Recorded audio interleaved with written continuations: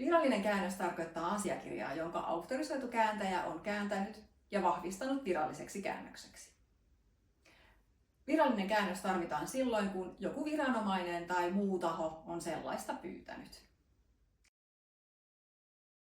Virallisia käännöksiä tarvitaan esimerkiksi opintosuorituksista, koulutodistuksista, avioliitto- tai avioerotilanteissa, erilaisissa oikeudenkäynneissä tai jos kyseessä on esimerkiksi kansainväliset sopimukset. Usein viranomaiset eri maissa vaativat käännökseen myös apostilletodistuksen.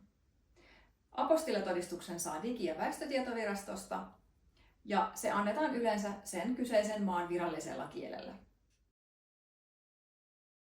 Kaikki virallisten käännösten asiakirjat käsitellään Lingossa ehdottoman luottamuksellisesti.